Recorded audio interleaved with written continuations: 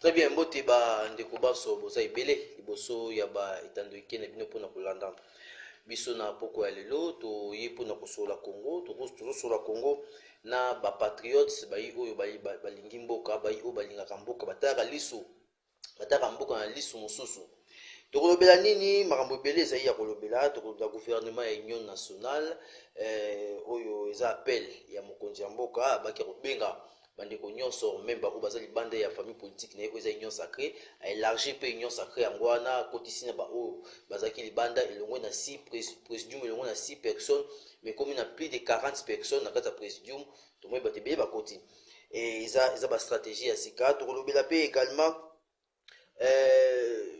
boyokani te d'abord tolobela lisolo oyo ekosama na Angola kasi enveloppe lokasa ya enveloppe oyo ekende na ngambo ya bagresseur ekomi ya kowelana entre Colonel Nanga na Bertrand Bisimwa bazowela nini bazowela nani oyo akoki korepresente barebele tokombeka mpe koanalyse yango awa na plateau tokobela makambo mosusu baza mibale na plateau tozali na patriote Jacques Mwamba oyo azali bongo cadre na horizon 2023 et puis tozali bongo na patriote Pascal Mutamba président ya cellule ya Makelele na ngenge na compte ya parti politique na Bandalunga plutôt na compte ya parti politique IDPS. Tous les pour info de la jeunesse na bokasité ya to ya Beni oyo azali na réalisation tozali bien coordonné par Cordo Samuel Tsumbu sima tozo après on continue. Info de la jeunesse. Deuxième édition de la journée porte ouverte organisée na ONG de bien-être ezalaki samedi 15 mars 2025 na salle polyvalence Toussaint Kaputu ya maison communale ya Lemba. Na thème ya les jeunes s'interroge sur la situation qui prévaut en République démocratique du Congo. Moya ouverture esalemaki na coordonnateur Janak Ndomba ezalaki suivi na ba intervenant oyo moko sima mususu balimbolaki malamu thème ya mokolo. Kasi honorable Diabanza, orateur principal ya journée, a expliqué que agression peut conflit armé, conflits tribaux, détériorisation des conditions socio-économiques, peut misusu. Ne vous trompez pas, ceux qui sont en train de croire que la guerre de Nanga ou la guerre là, c'est une guerre de libération, ils sont en train de se tromper.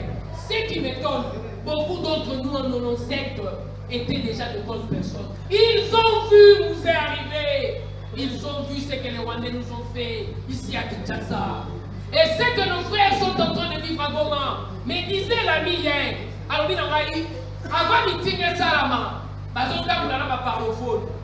Balobi ko bimana meeting ko kozwa cheto. Soki te ko vérifier ozwa ki cheto wana te. Ogoye badiso. Papa, nous devons libérer. Il faut contraindre Badou. Nous devons libérer Tigabadou libre. Et là où il n'y a pas la liberté, vous devez comprendre que l'on impose. Ils se sont permis de prendre 130 malades sur les lits de l'hôpital. Bakena Baro sous prétexte que ce sont des militaires. Même s'ils étaient militaires, vous ne devez pas réellement respecter les gens qui sont déjà malades. Bakena Baro porté disparu et ils ont été abattus. D'autres salles ont appelé à Makila. Makila n'a pas comme à Goma. Vous avez vu le Swataki. Makila n'a pas comme à Goma. Et que n'est non Istanbul. Et le roi Istanbul est que Belgique. Et le roi Belgique est qui dit qu'il gagne. Et comme il est Kigali exigé, pour chaque monde un camion à Bisso, nous tout le monde dans le combat, chauffeur à Bisso. T'as la trajet. Mais Makila, il faut 35 jours. Taka, pour comme à destination, un bas autre état. Mais talent c'est la maison de Misabatu. 5000 poches et où tu peux m'accarader. Et au Yébi, vous avez l'information qu'il y a 44 tonnes de médicaments. Au Lélo, il y en a qui gagnent, ils ont pour contater. Pendant que vous savez là-bas à Goma, il y a le malade. Malade wana Goma et Tali Wandete. Malade wana Goma et Tali Nangate. Madame Espérance Ekofo, azalaki présente na suka Madame Ritz, jeune entrepreneuse P. Ndeko Mususu, balobaki boye na caméra ya magazine Jeune en Action. Parce que tu veux d'abord ça il y a ONG et thème surtout affichaki et yango ya direct surtout que ONG wana biso na ye toza presque kolandela ba même objectif toza kolandela donc nakozala un peu na mwa difficulté ya koétaye baobjectif parce que temps eza un peu imparti mais baobjectif ya ONG bien-être eza kokorobore na oyo ya biso ya bandeliati. C'est la raison pour laquelle tolukaki kozala indifférente et il fallait kaka toyaki tosensibilizaki mpo bato na biso ya bandeliati. Donc toza mpe awa toza ebele. Et formatrice en leadership et l'entrepreneuriat ici de notre pays, précisément Kinshasa. En tout cas, pour le journal Lelo, par rapport à la prise de solutions, où il faut tout maintenir en Akatambo Canabiso, on a pu encore à réfléchir ensemble que le Congo a besoin du peuple. Quand le peuple s'élève, c'est ainsi que les choses doivent changer. Parce que la plus grande richesse que Dieu a donnée au pays, c'est le peuple. Donc, nous tous, nous devons s'élever pour que nous bouleversons les choses. Prenons conscience de maintenant. Jarnak Ndomba, coordonnateur ya ONGD, le bien-être atalisaki importance ya journée yango. La sensibilisation, surtout la jeunesse. La population d'une manière générale, la jeunesse d'une manière particulière. Il faut sensibiliser la jeunesse parce que je dis que Mboka depuis 30 ans ils ont agressé. Mais c'est quoi l'agression à Mbala parce qu'il y a deux grandes villes. Pour Mabukavu, ils ont Maboko et Bangounia. Et moi, je vais dire que Bisso, en tant que société civile, il faut promouvoir l'Itumbate. Il faut promouvoir le Koufaya Batouté. La société civile, il faut promouvoir les Kimia. Kimia, on va appeler la Bandela et Délé, mais Kimia dans le Canabiso. Alors, pour Kimia dans le Canabiso, il faut que la jeunesse congolaise, surtout quinoise, on va aller plus pencher dans l'administration, dans la plaisanterie, on va avoir conscience, on va comprendre que moi, qu'ils allaient agresser, et que tout le monde sur une institution à pays, afin que qui ne peut pas. J'ai une rencontre, nous avons projeté ce qu'on qui sait, nous avons qui l'a limité. Il faut que nous avons lemba, on appelle ça maintenant dans la bourgmestre, on appelle ça lemba, maintenant dans Sias Koba, et dans les jours qui suivent, nous allons série ya sensibilisation patriotique ya jeunesse pour la situation sécurité ya République démocratique du Congo na ONGD le bien-être ezokoba. Voilà stricti ya ko encourager pour na bien-être. L'avenir se prépare. Info de la jeunesse. Bien, c'est essentiel to bongisaki na compte ya rubrique info de la jeunesse. Matondo mingi na bandeko baso oyo ba réaliser biso rubrique wana toza bongo na nosaki toza bongo na patriote Jacques Mwamoto pesi mbote.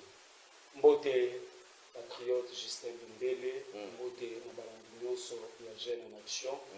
Mbote pe na ndeko na ngai oyo aza en face na Pascal Mutamba. Pascal Mutamba, merci soki tozali awa ezali po tolobela mboka Congo, mboka se moko oyo ezali likabo ya Nzambe mpona biso.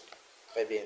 Patriote Jacques Mwamba ozali cadre na horizon 2023 boni horizon 2023 nayo kwaki on dirait mokambi ya horizon 2023 mwana mboka Dadi Tiswaka asaki tourner libanda ya mboka ezalaki boni.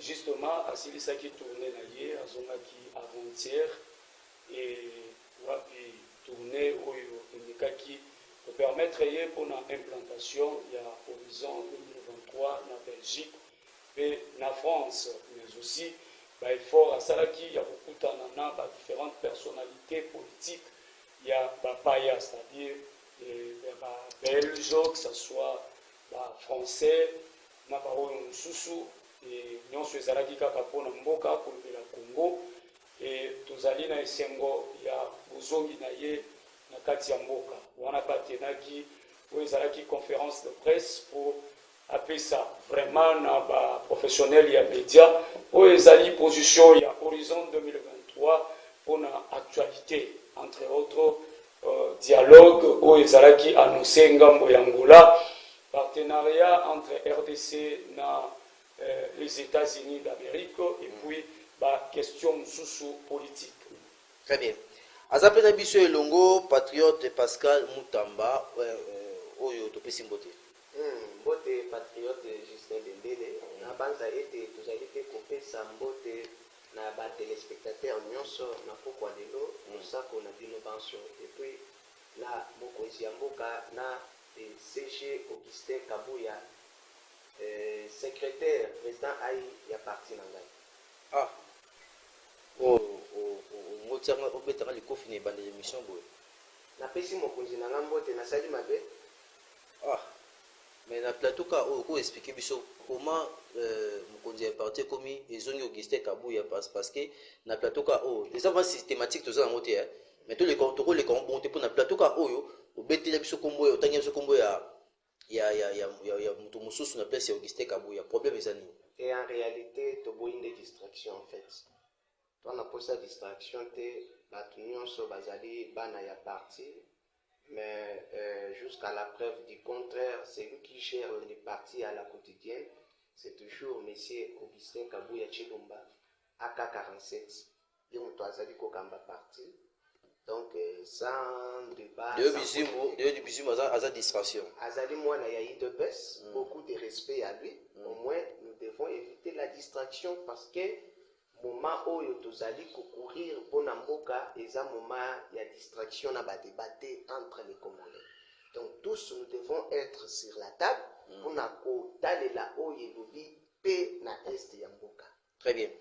Tout le bela bon nangi plutôt vendre un pour tout ça nga vraiment nazo ba mikolo na sa campagne ya na lolenge na ngai ya kosenga unité na ba congolais nyonso to za pour ça ba congolais nyonso to za bo moko pour na kati ya bo moko to tombola mboka et puis to bima na ba situation to za na ngo poto bisa mokonza moko ya situation to za na ngo oyo il faut biso moto za no liboke et c'est un peu mokonza mboka puis asa appel adima pe ko yamba mutu nyonso amona elonge ya batu nyonso kama beti et au sala bien makasi patriote Pascal Mutamba les sunini ozomona mais où ils ont les na République démocratique Congo surtout sur le plan sécuritaire.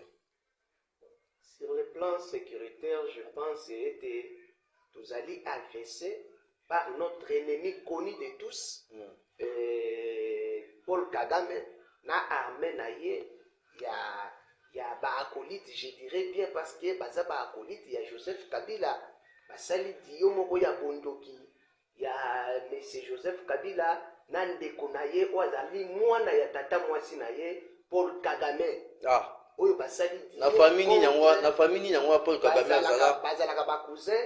J'informe aujourd'hui au peuple congolais que Paul Kagame na Joseph Kabila bazalaka ba cousin. Yango basali likupa na bango ya bondoki pona kobuma peuple congolais na mutema mabe na bozui oyo tata Nkolo Nzambe apesi na bakongomani yango esali bango mutema pasi baluka koboma ba congolais mais au moins tozali kopesa message na monsieur Paul Kagame Ouazali le président sanguinaire connu de l'Afrique et du monde entier que sache que oyo ozali kosala na ba kongomani tokotika yo bongote de génération en génération et l'histoire s'écrit qu'il y a 2 millions de Congolais oyo mais c'est Paul Kagame nande konaye Joseph Kabila accompagné na acolyte na bango petit chéri na bango mais c'est Corneille Nanga un Congolais inconscient oyo akoti na kati ya buzoba pona kotangisa makila ya ba Congolais mais biso peto koti kabino te nous sommes entrés ya ko avancer pona koluka solution pe na kati ya est bino ya IDPS bosali déjà nini pona kosunga mokonza pour que IDPS est parti au pouvoir, parti à président de la République. Donc ce président de la République a commis tolo avec un non dans un conseil politique a robé ngande IDPS abenga bango ba cadre IDPS bino kuna na kati ya bureau politique bosoli nini pona na décider loko moko boye bino bozo kosala nini na IDPS pona mona ba matineza so matineza sekeza madame moko linga ya wana pesa ba mama ba beta masolo ba mama so makama mboka na kati ya parti nan na yo na moite bino bozo sala nini na IDPS. Je pense que makambo o itali a secret sécuritaire et koki kozala polele te.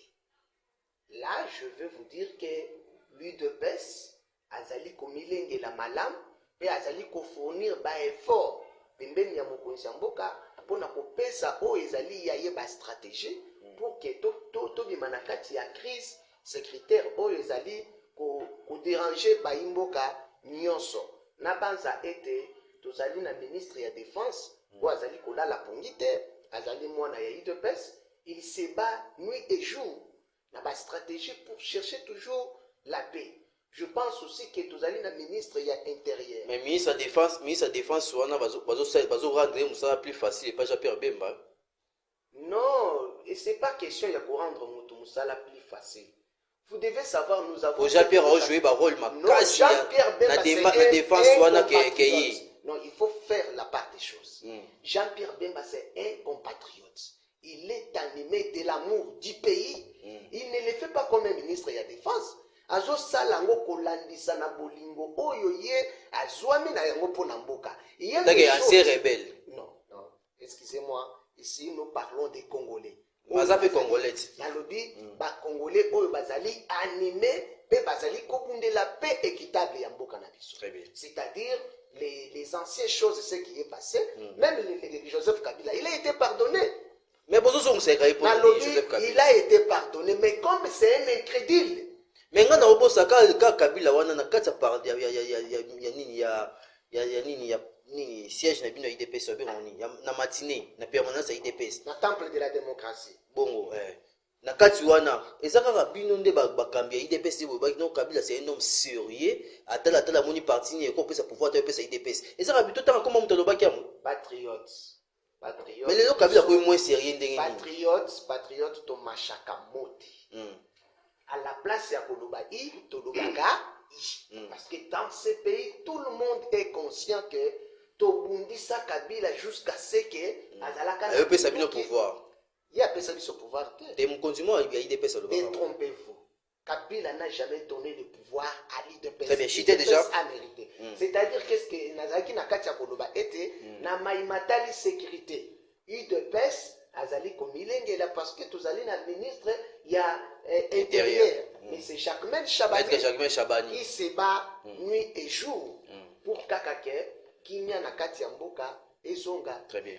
La totalité. Merci beaucoup, patriote Pascal Moutamba. J'aime Nangara IDPS pour IDPS, c'est les gens crème intellectuelle. IDPS, c'est bateau réfléchir ça. Même nous avons un parlementaire debout. Même un parlementaire debout, dans un plateau, comment on dégage. Mais le problème est comment on travailler. On travailler, mais la majorité, et Pascal, si vous autres ça attendez bon. N'habitez les sous ils ont carte mais tout qui a freiner surtout jeunesse ba parti politique. Votre ko freiner jeunesse, votre ka ba jeune ba travailler pour makila sikande yango wana ya bango. Moni to bedo na meko bete so beba a ote na carrière na azabe rebelle. Mais ça bilenge o ba sai no ba simando kiti bazala posaka ya Congo. Bazala posa défendre le cas Congo peut ça on peut chance. Et ça très bien. Patriote Jacques Mwamba. Maïbo est sur le Congo, la République démocratique du Congo, si tu côté sécuritaire. C'est pour ça qu'on rencontrer Patriote Pascal, on a tout premier été tout l'équipe Nabiso. Par rapport à sur le Congo, le Bani nous en a. Ok, en tout cas, on a apprécié le discours de Mwanamboka Pascal. Ah ça, on a fait un discours. Bon, on a séparé une intervention. Très bien. Toujours réfléchir, comment retrouver une paix, mais pengo ezala durable et ezala temporaire. Voilà pourquoi côté armée, toujours se mobiliser, les wazalendo baza plus que motivé et faire DCP. Le lenge moko, tout le monde comment ba personnalité politique ya mboka na biso, bazo tambola bipai na bipai pona ko mobiliser jeunesse, ba rejoindre si possible na au nom ya patriotisme. Oh, non, mais d'ailleurs, moi j'ai mon cousin, Oyo Lelo, Azokende. Azokende, Azo rejoindre l'armée. Ouais. Na sensibiliser. Ah bon? Voilà, ce sont des choses qu'il faut encourager. J'ai mon cousin, na kokopé ça même na kombo na ye. Non, tika ya. Très bien. En tout cas, Aza déjà mobilisé et Azokende. Nous encourageons ces genres d'initiatives pour mobiliser les jeunes, pour sensibiliser, le kola motomoko, comment affronter l'ennemi. Là, c'est sur le plan militaire. C'est-à-dire, effort, et aux à la conjuguer de part et d'autre.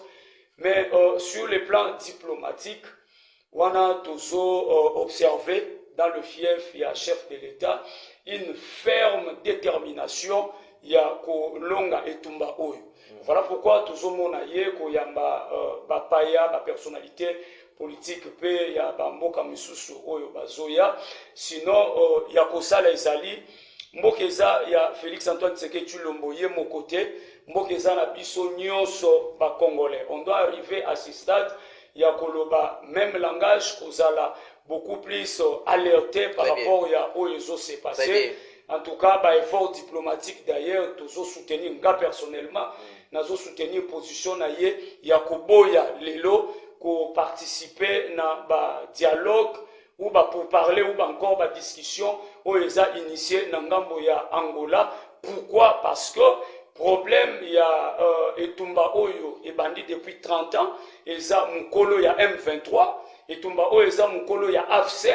C'est-à-dire, Oyo biso tozo apprécier beaucoup plus ça, ferme détermination na ye ya kotika la constant, koloba net na ko négocier na M23 na ba AFCT, ngai il faut na négocier na Paul Kagame oyo za monguna ya mboka Congo afin que soki ba sololi à l'issue ya dialogue wana to retrouver un règlement pacifique et durable pour na mboka na biso. Très bien. Eza lo nozo ya wana na rencontre ya Angola na ya wana. Eza lo moko lobi etutinga na ngito le kamo bonté. Lobi na kati ya mboka tozana posa unité ya batu nyonso to loba moko. Toza inibiso nyonso. Tant ozoyoka patriote Pascal tozali na plateau aza ko accuser Joseph Kabila aza ye moko te na cité PD 3 personnes baza ko citer ko accuser Joseph Kabila o ya gérant mboko pendant 18 ans ayebi mboko malamu. Est-ce que vous pensez qu'avec le lenge wana ndeto créer ma unité pour toza paix ou tozo luka libela? Bon, en tout cas aza libre comme tout patriote, aza libre ya ko émettre point de vue na ye. Yozo moi Joseph Kabila ça au moins na kati makambo te. Joseph Kabila déjà na lobela kiango la fois passée pour na bao peut-être balanda kité na kozungela déjà sortie médiatique na ye etanda ki libanda etanda ki bolumbu na ye butaou na ye libanda c'est que toyebi c'est que nous connaissons et nous retenons c'est que abimisaki réellement et ouvertement que azo soutenir combat il y a ba M23 na ba AFC ba mouvement rebelle pour na ye ba revendication na bango eza légitime et alors et kamusaki biso nyonso kamusaki tout congolais au moment où en tant qu'ancien chef de l'État oyo azo jouir na statut ya ancien chef de l'État et sengela qui à comprendre que article 4 na 5 ya statut ya ancien chef de l'État ezo senga ye loyauté vis-à-vis ya État congolais oyo akambi mbola ebele et puis ezo senga ye patriotisme abimaki na moment wana te à s'afficher au moment où ba sanction ekomi kokoya likolo ya Paul Kagame na ba mouvement ya ba rebelle wana nyonso nde moment abimi pour aloba et sorti na ye to ebi biso nyonso kezalaki vraiment une sortie ratée akokaki ko compatir na ba oyo ba kufeli et puis apporter un message patriotique pona oyo ezali etumbo ezoleka na ngambo wana pourquoi pas kozala na position ya mboka Congo azwaki vraiment position oyo esepelisaki biso nyonso te mwana mboka Pascal aza na raison ya kozwa oyo ye position. Joseph Kabila c'est un individu, il appartient au passé.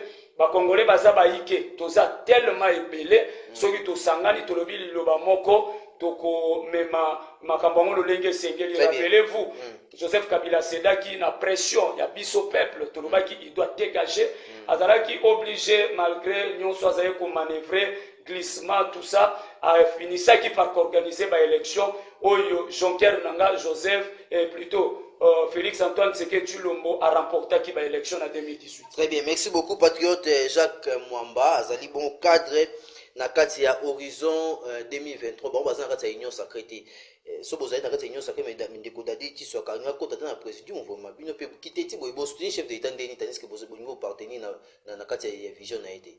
Est-ce que otanga qui regarde ya chef de l'état na basis na bango ya union sacrée soko talié comme un père de famille on se voit kazala qui déçu. Déçu par rapport à Aza déçu. Baza bandeko ba travailler na ye avant to ya na ba élection. To ke na ba élection azala ki réélu azalaki réuni na bokasi kaka ya 5 ou 6 membres basanganaki wana te na présidium, mais azalaki réuni parce que même biso ba oyo nga nazalaki candidat, vous le savez, nazalaki na plus de 8000 voix na funa, peut-être que soki nko ya senite nde lelo nazo siéger, mais ba voix wana ya bandeko nyonso na mobilisaki ekendaki na compteur ya Jonker nanga Félix Antoine Tshisekedi Tshilombo. Donc ya ko retenir ezali azalaki vraiment d'accord te na ba attitude même na lolenge pe ya kosalela ya bandeko mingi na kati ya Union Sacrée. Yango élargir présidium hein. Justement yango a réagir na sens wana ya ko élargir présidium et puis asuki wana te a lobby pe soki ba oyo ba kozala pe libanda na opposition ba ya pe ba sangisa makanisi biso soto tsa makanisa ensemble to kamba mboka. Très bien, merci beaucoup patriote Jacques Mwamba. Patriote Pascal Moutamba. Pourquoi bino Union Sacrée pour aider mon Konzamboka te regarde mon Konzamboka ezaki malamu ta vers bino na réunion et puis ça fait cause ou peut-être à élargir ni présidium Union Sacrée pour nani mutuna liboso. Surtout une deuxième mutuna ezali par rapport ya côté sécurité. J'ai l'union eza caché et pas ya Angola. Est-ce que ça na j'ai moko eza caché ou a gena mo eza caché na Angola? Pour Angola après ça va ko sona na Senko na ICC président Angola ayamba mo Konzamboka. Après sona mo Konzamboka avant gouvernement na biso ba annoncer mambo ya masolo déjà gouvernement Angola ba publier mo déjà. Donc biso dato yeba que dans les réseaux sociaux tu yeba ni avant que gouvernement et puis gouvernement biso reçoit invitation jour moko après. Publication avant déjà quoi. J'ai nié ça en 4 fois. Première question d'abord. Je pense que mon parti fait partir il y a Union Sacrée. Où ils allaient fusion ya Mokonzi Mboka. Mais au moins na bosenga na bayimboka était naza contre Union Sacrée mais je parlerai que de l'IDPS. Je parlerai que de l'IDPS. Non, c'est Union Sacrée, toi, en tirant au membre Union Sacrée, ça peut intéresser vraiment. Ça ne m'engage pas, moi, parce que Naïbini n'a pas de moi, je connais que des. Et ça, coquille vide. Dans le lobby, mon parti politique qui est l'UDPS, il fait partie de l'Union Sacrée. Mais moi, personnellement, la Kambouya Union Sacrée, Naïbi Yangote. Naïbi Yangote, parce que Kuna n'a pas pour participer. Donc, rien. Mais va participer à comment on a bino. J'ai dit, parti nanga ezalaka kuna nakati. Mais moi, vous allez me poser des questions concernant mon parti politique et non Union Sacrée, parce que nga kuna na yebi eloko te. Bon, tu vas na pi wana te. Tu es comment en Angola? Oui. J'ai ni eza nsima wana. Nga na koloba que je moko eza na ngote. C'est juste que tozo kende na aboutissement. Aventure nyonso ezalaka na tanango pe ezalaka pe na ngonga ya kosila. Nous sommes au moment que aventure est prendre fin. Parce que sur le plan diplomatique, vous allez comprendre que M. Paul Kagame n'a pas acolyte naye, ça contre mire. Alors il faut chercher des autres moyens pour contourner peut-être la diplomatie. Par là, la ligne Kolobaneni. Je pense que lobby, on l'a dit comment Paul Kagame s'est attaqué la Belgique. Il y a Koloba que non. Belgique a manœuvré qui pour na couper sa bango parti mouké, base à la mboka ya mouké loko la Belgique. Ba menacer même ba lobby que ba résilier ba relation diplomatique na bango na Belgique. Ils ont été clairs avec la Belgique. Pour na bango parti est na biso, Belgique a joué à Pessibiso, ce qui n'est pas vrai.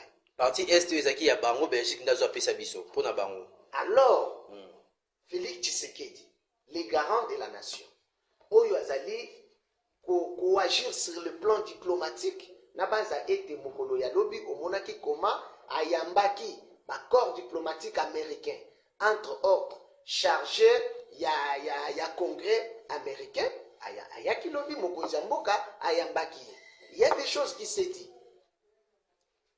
Après ça, bayimboka esengeli bayeba pe lisusu ke mokonzi ya mboka bakoyamba ye na États-Unis na homologue na ye Donald Trump. Si je m'abuse pas ou si je ne me trompe pas, peut-être en avril bakoyeba na koyamba mokonzi ya mboka. Donc sur le plan diplomatique, tout ça déjà avancé. Kaka même lelo lisusu boyoki ke Union européenne a outi ko sanctionner plus de 9 cadres ya ba rebelle bakonzi na bango ba frapper bango lelo, y compris même le Rwanda. Yo baza ko banga pe oya na la Angola. sanction eza tellement makasi. Yo moko outi opesa biso sur information que entre Nanga et Bisimwa il y a des conflits. Allez-y comprendre que Nanga ki ofunda Bisimwa pas mettre na bango ekomi na suka. Na suka lokola pe nzambe mokili ya Congo na Rwanda aza juste il faut akata likambo oyo ekobanda na Afrique pour ekende kosuka na mikili ya poto. Très bien. Mutune ezali coopération entre partenariat entre RDC na Amérique. Oza ko penser nini ekopesa résultat ya malamu pour mokonza mboka akutana ba président belé à plusieurs reprises akutana na président de France à plusieurs reprises. Moi je dirais que eza évidence. Avec Amérique ndé tout le monde a solution. C'est une évidence. Vous savez, notre pays a continué à complicité. Il y a batu ebele. Oyo bazali ko traiter de bonnes relations avec les États-Unis. Basa koko les États-Unis d'Amérique, vérité oyo biso to yebite, bango bazo kende koloba makambo ya lokuta. C'est ainsi le chef de l'État a tourné Misunaïa Lobino, nous devons mettre fin à ces histoires. Ba mafia oh il faut coucher en contre mur. Comment le faire? Il faut négocier avec la tête des trains qui est les États-Unis. C'est les dernières des décisions actuellement dans le monde.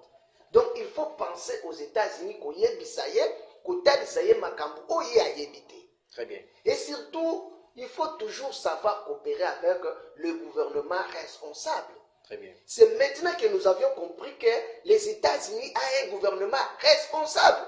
Comme la République démocratique du Congo, Azali Kobundana Tozali, na chef de l'État, il faut peut-être Zouabatutu, Basangana Toko Mapé, na gouvernement responsable. Très bien. Merci beaucoup, patriote. Merci, ça, Pascal. 30 secondes, 30 secondes. Pour Baimboka, Toko Tika Bangona Zelate, il faut Toko Misa Bangona Souka. Ça veut dire quoi?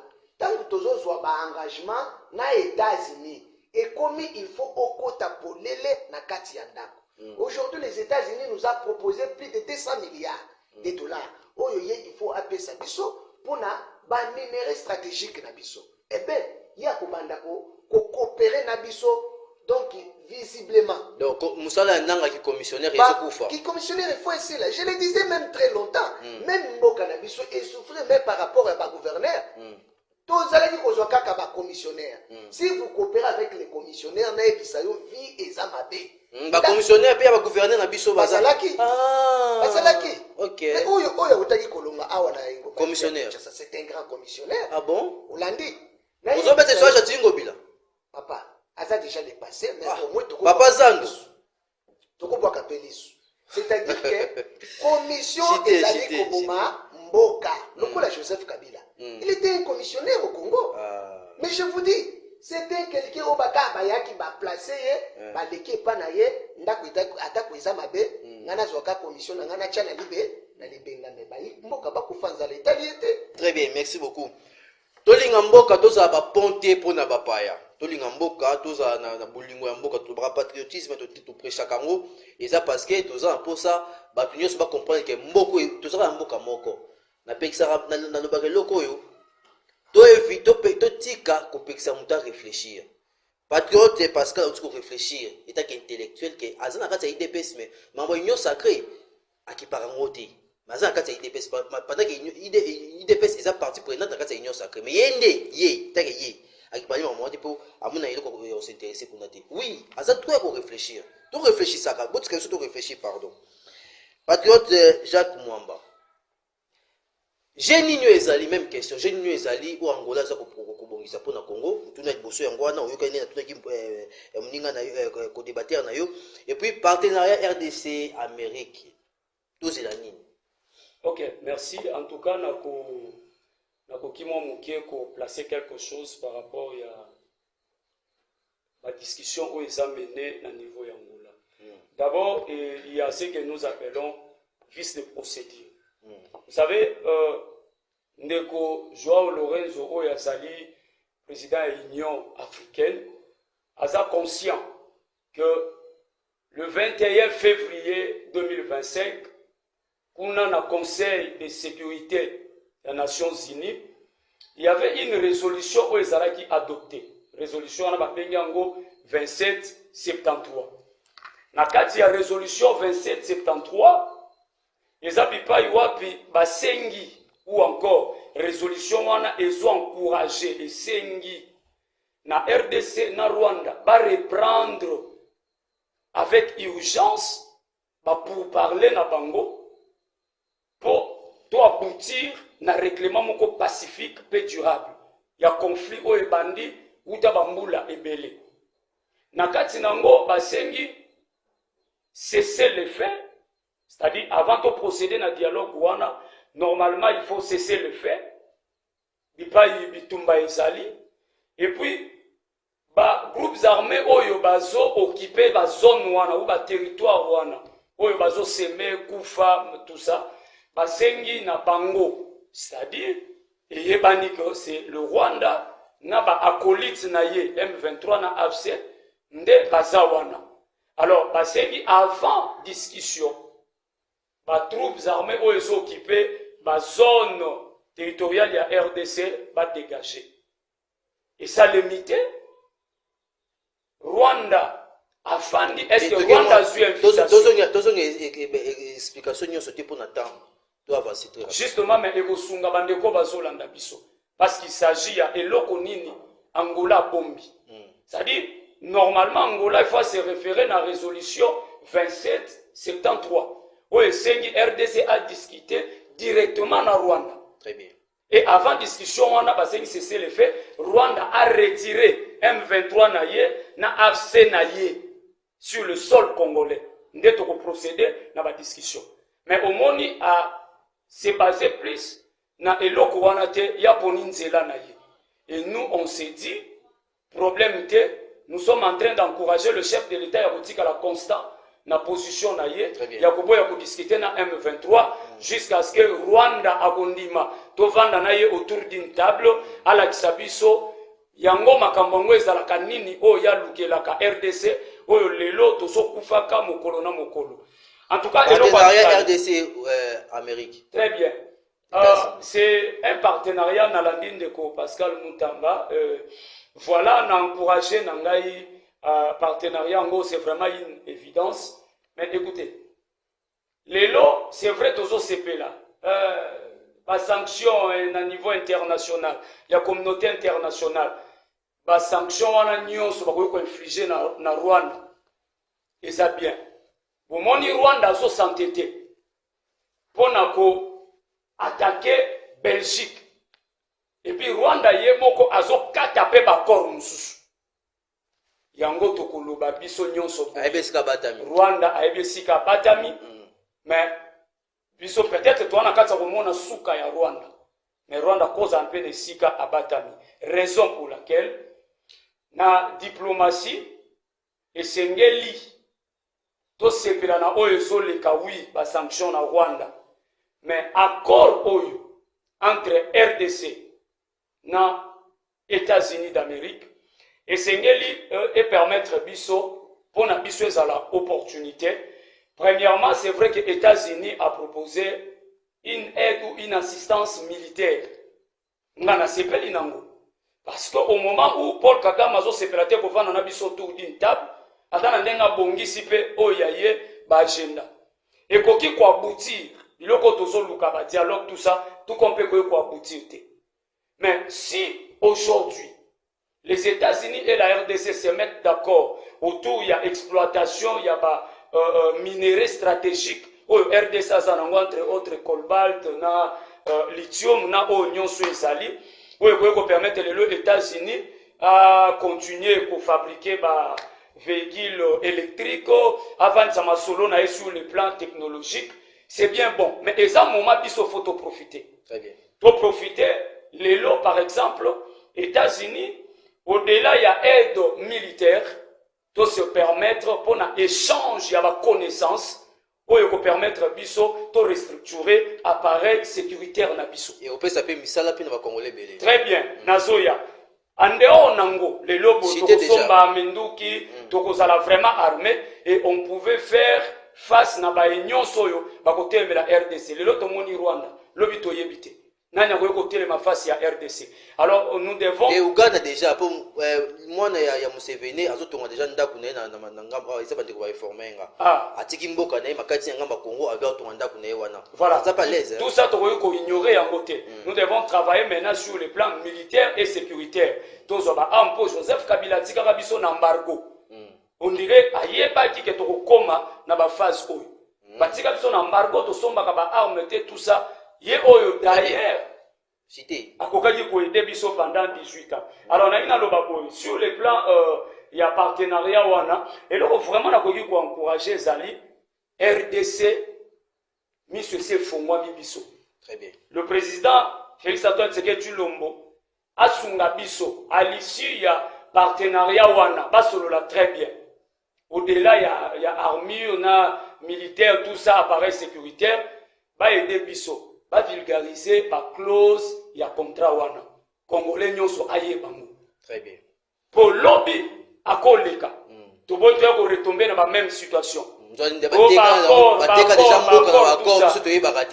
Donc avant signature nango a été biso to yeba biso ezana kati. Et les réseaux sociaux ezali ofunda. Très bien, mais eloko mususu États-Unis a Lucie ya banani wana andi maba usine na ezala planté awa. Très bien. Pour bana mboka bazwa misala et permettre peut relancer l'économie na biso et puis ezana eloko mususu. Rapidement. C'est très important to le belango. Bazoloba wana eza biloko pe tozo tirer na CC. Toza pe na batu na biso tout ça. Bazoloba bi na kati nango to kozala na stock commun ya ba minerai. Biso to sengi boy. Soki kozala ndenge wana ndenge lobami wana. Congolais nde azala na contrôle, il y a stock commun, il y a ba minerai. Très bien, merci beaucoup. Je crois, je sens patriotisme, bande oiseau, toujours réfléchir, na bolingo nyo so mboka, mais toujours comme suka ya traité na biso. Patriote Pascal Mutamba. Toujours comme suka, ils a parmi question ya suka, oh nazo tuna ya mbo to kabula loba moko ya conclusion. Mon question ya suka mo ezali Mukonzambuka annonçaki ete gouvernement union nationale ezoya. Gouvernement union nationale wana bozo ça appelle na batu nyonso. Vous pensez voir aussi na kati ya masolo ezosama na Angola parmi bato Mukonzambuka bengi si ba travailler union nationale to mo api bato ya AFC to mo api bato M23 to mo api Kabila pa ko bongwana moto lem so ba otie pe na église na bango bongwani nde bomoni ndoki bongo acha bongo mutema to mo ne pe na kati na bato na ba Shada et consort to mo na pe Martin Fayulu to mo na bande ko nyonso. Ya malamu na nyonso wana eza d'abord que UDPS itangami to définition nango ezali union ebandi nanu na union nde ozali koyoka union sacrée eza tiré toujours na UDPS union nationale eza toujours tiré na UDPS parce que nous sommes d'abord tozali compromettre d'abord unité nationale ya mboka na biso mais na banza ete bato lokola ya M23 na kati ya gouvernement ya union nationale bakoya kosala nini la politique mambo eko changer d'abord ba maîtriser non je vous dis que nous l'UDPS tous na pouvoir ya makila te et tout celui qui a osé kotangisa makila ya ba congolais eh ben tokoki kosangana na ete ça je le dis très haut même mokonzi mboka bipa ya zali alandanga malamu. Tout celui qui a touché le sang des Congolais a koki kosangana na bisote. Pourquoi? Tomekaki kosangana na Joseph Kabila Kazemberere. Oyo atangi Joseph Kabila Kabangi ya bayimboka. Biso banso tozali ba témoin comment il voudrait prendre la République démocratique du Congo en otage en étant être un ancien président de la République. Et ça les rebelles comme les Nanga, les Bissimwa, les Willingoma, non, bazali ba maîtrier, ba bomi ba imboka, tokoki kosangana na bangote. Très bien. Merci beaucoup, patriote Tozongelo pour le Bokabwani. Patriote Jacques Mwamba, gouvernement Union nationale, Bino Oyo Boza, Bino Kata Union nationale, Union sacrée. J'espère au cas où un mot et puis ça m'a Bino pour Fungoli Maboko, pour participer dans le cadre du gouvernement Union nationale. Normalement, oui, c'est vrai. Horizon 2023, c'est une méga structure où il y a une alternative, c'est-à-dire il y a vraiment un cadre de personnes avérées, de personnes mûres scientifiquement où il y a aidé Mboka Bisso par rapport au gouvernement. En tout cas, Bisso Horizon 2023, en tout cas, tout ça vraiment prêt. Il y a intégrer le gouvernement. Mais au moins, il y a réservé pour le gouvernement, il y a union. Normalement, il y a un gouvernement union nationale, bien que épimi na monokoya mokonzi mboka, gouvernement il y a union nationale, parce que là, il sera aussi question, il y a bandeko bazana opposition va intégrer la société civile. Mais biso na horizon, tozo bengango plutôt que c'est que les gouvernement ya combat. Ouais. C'est que les pourquoi le gouvernement combat pour dire que le gouvernement warrior moko yara boye ba golo ba ba kundang. Ça vrai tout ça na etumba o etemi liboso na biso. Combat peut-être tout ça bakaka eza militaire tout ça sécuritaire mais au-delà nyonso c'est un combat économique. Okay. Alors tout ça na posa lelo congolais, azana posa alia amela bana bakende kelasi makambo esalema bao bazangi misala bazwa misala. Normalement il faut ezala gouvernement ya combat. Tobunda elongo et tomibosana. Ça dit tant tobi combat oya ke tumba amibosana. Akendaka ko bunda pona intérêt ya basu. Gouvernement ba nouveau richeté. Justement, merci. Lelo na koki patriote Jacques Mwamba. Ukatingai. Justement, na ngaki na lobake, biso to proposer na mokonza mboka. Alicia pour parler bloko nyonso ko mema biso na gouvernement o biso to zobenga ezala gouvernement ya komba oyo bao ba kokamba isengeli ba mibosana ba travailler pona mboka na biso et na lobike biso horizon to après. Nagosenga ezala vraiment un gouvernement réduit. Il y a 30 personnes. Tout le monde a déjà union sacrée. Pas comme 40. Tout boy ezala biloko ba 40, 50 ministères tout ça to lingité. To sengi na mokonza mboka asunga biso. Ba kitisango ata na 35, 33 et kozala une bonne chose. Pe ba plafonner ba emoliment ya ba ministre ba kokota ba pesango pe biso nyonso toyeba ke bazwaka boye. Wanande eza oyo biso tokoki ko senga. Très bien. Et puis réduction il y a train de vie tant on a zo ba plafonner ngo eza pour la réduction il y a train de vie. Merci beaucoup ndeko patriote Jacques Mwamba, patriote Pascal Mutamba pour na bokabwani nini o bandeko bandeko biso bako retenir. La première des choses nous allons ko saluer bravo na initiative ya mokonzi ya mboka Félix Antoine Tshisekedi Tshilombo parce que chaque fois quand nous parlons il nous écoute. Il n'y a pas 4 jours, on a salé une vidéo pour nous sengayer, pas matisela, pas policier, na ba soda salaire na bango, parce que bazali kusala musala, ou même à ta défita au salamote. Là, nous devons être francs, nous sommes les intellectuels, tous les politiques. Je pense que nous avons aussi les ambitions, il y a beaucoup même pas députés. Mais au moins, nos soldats et nos policiers, ils travaillent dur. Et les gens comme ça, ce sont des responsables. Bazaba parents, il faut penser à eux. Je pense que Ndenge va multiplier le salaire na bango fade. Madame la première ministre, Madame Judith Soumino Tuluka, Kosuka Wanate, vous devez encore avancer. Il faut toko mana somme moko boye ya mana, même bande konabiso parce que Ndenge de Kwadobaki ke cousin na ya kendaki, moi je dirais mon petit frère propre. Kendaki armé Kalakutu. Trésor Mbamba à Kendaki. Je pense que Bokani Samalam pour la police, na la militaire, aussi autre chose. Nazali Kosenga na ministre ya intérieur, Monsieur Jacques-Mel Chabani. Il faut que ça la réforme ya la police. Aussi, à ce qui concerne la sécurité de la République, il y a des liens où les policiers existent à côté. Bokani na ba intérieur. Il y a des villages, il y a des territoires. des secteurs où les policiers à Tamoko existent. Après recrutement, il y a un FARDC. Nous devons passer dans le recrutement. Il y a la police pour aménager le territoire. Et puis la police, il faut recycler. Aussi, pour le merci na patriote Pascal Moutamba. Très rapide, comme Nasuka. Bon, temps dédié, je vous salue, monsieur le président de la République. Mon secrétaire général, président d'intérim, honorable Augustin Kabouya Chilumba, je vous salue sans oublier les bourgmestres les plus compétents de l'histoire. Graciel Lobo, bourgmestre adjoint Yabandalungwa. En tout cas, yo titulaire au ticket opesa Jumbo Tamakasi boye poza ka mutunde ko bina IDPS. Tosukisi awa merci.